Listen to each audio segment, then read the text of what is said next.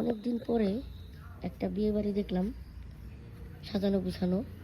গত রোজার মধ্যে এরকম দেখা হয় নাই, হয়তো দেখেছি কিন্তু কাছ থেকে দেখা হয় নাই। তো এটা হচ্ছে আমাদের প্রতিবেশীর বাড়ি, আর আমার এক ছোট ভাইয়ের রিসেপশন হবে। তো সেই উপলক্ষে হয়তো গেট সাজানো হয়েছে, ভালো লাগতেছে। কালকে হয়তো আসা হবে এখানে দাওয়াতে, তো দেখি একটু ভিডিও করে নিয়ে যাই। আমার আবার একটা বদ অভ্যাস আছে, যদি কোনো কিছু চোখে লাগার মতো দেখি, ভালো লাগার মতো মনে হয়, তো সেইখানে যাই একটু ভিডিও ধারণ করি। মনে হয় যে আমি যেটা দেখে ভালো লাগলো, হয়তো আমার দর্শকদের বা আমার যে শুভাকাঙ্ক্ষীরা আছেন তারাও হয়তো দেখে মুগ্ধ হবেন। তো সেই জন্যেই বিয়েবাড়িতে এসে লাইটিংগুলা করে নিয়ে গেলাম। যদিও বিয়েবাড়ির মানুষগুলা কিছুই জানে না যে আমার মতো একটা মানুষ এসে এইখানে তাদের সাজানো গোছানো এই লাইটিংগুলা ভিডিও অলরেডি করে নিয়ে বাড়িতে চলে গেছে। তো যাই হোক, ঘুরে ঘিরে দেখলাম কেউ তো নাই আশেপাশে, শুধু যারা লাইটিংগুলো সাজাচ্ছে তারাই ছিল। এখন যাই, অনেক রাত, বাড়িতে যাই, যদিও কাছেই বাড়ি আমাদের। শীতের বরাবরই বাড়িটা ভালো লাগতেছে, দেখেন। তো চলেন বাড়ি চলে যাই। তো গতকালকে ভিডিও করছিলাম সে বিয়ে বাড়ি, তো আমরা আল্লাহর রহমতে সে বিয়ে বাড়িতে যাইতেছি এখন। তো সাথে থাকেন, দেখি কতটুকু ভিডিও ধারণ করা যায়। হাঁটতে হাঁটতে যাচ্ছি, তো চলেন। আরো মানুষ যাচ্ছে,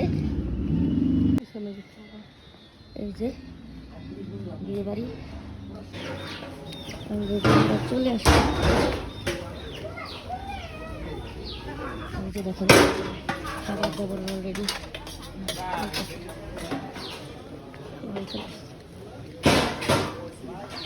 আমার বাড়ি ব্যাটালিয়ান সব এই জায়গায়।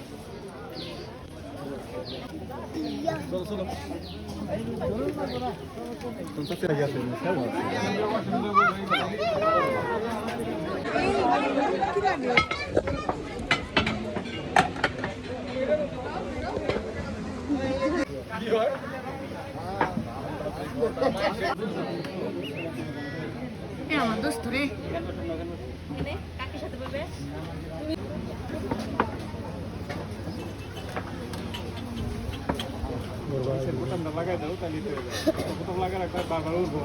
কলকাতার নায়কের মতো রাখি।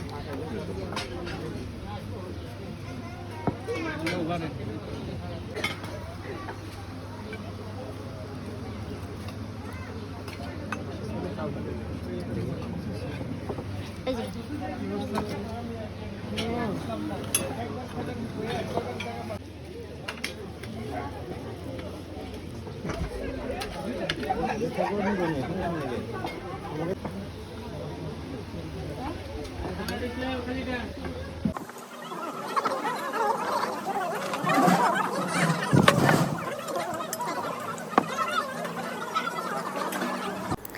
অন্যদের কাছে তুচ্ছ-তাচ্ছিল্য মনে হলেও এই ডালটা আমার কাছে অসাধারণ লেগেছিল।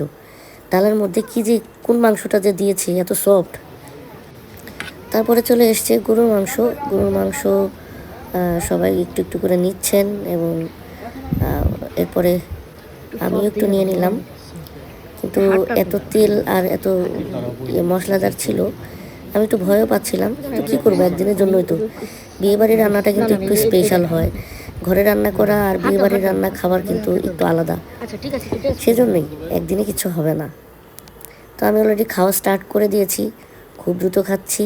দেখেন মাংসগুলো খুব সফট হয়েছে, সুন্দর একদম মেরিনেট হয়েছে। খাবারগুলো আসলে ভালো ছিল, আমার কাছে মানে ভালো লেগেছে, তৃপ্তিকর লেগেছে।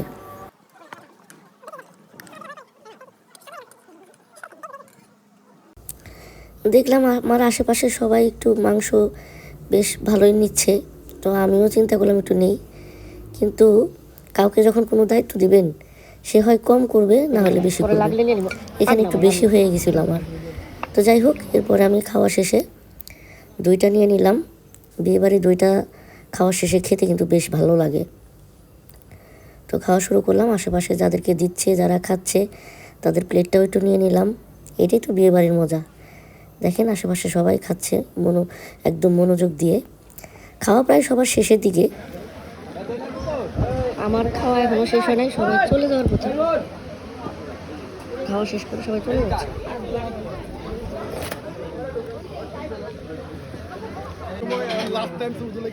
সব তুমি খাইছো, এটা ধরে রাখলাম। এলাকায় যদি খোলা থাকে সুমন এক নাম্বার। এই তো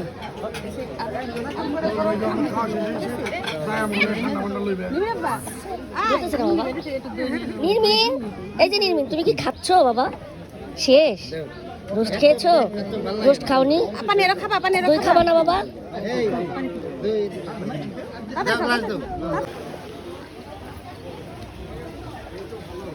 যাক, অবশেষে বউ সাজুগুজু করে পার্লার থেকে চলে এসছে। তো ছবি টবি তুলে নেই, একটু ভিডিও ধারণ করি, দেখি স্মৃতি হয়ে থাকবে। ছোট ভাইয়ের বউ মাশাআল্লাহ, খারাপ না, দেখতে সুন্দর লাগতেছে। তাহলে এটা আমাকে সৈকতের বউ না? মাশাআল্লাহ। এখানে পান সুপারি জর্দা সবই রাখা আছে। যদিও আমি পান সুপারি এগুলো খাই না, যেই কারণে টেবিলের কাছে আসা আমার দরকার ছিল। কাজ হয়ে গেছে, এখন যাচ্ছি।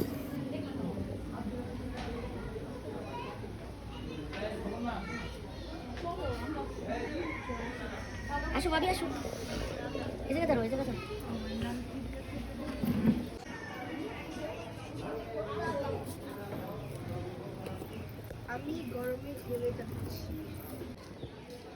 ফাইনালি খাওয়া দাওয়া শেষে আমরা চলে যাচ্ছি। তো ভালো থাকবেন। আজকের মতো আমাদের ব্লগটা এখানে শেষ। আল্লাহ হাফেজ।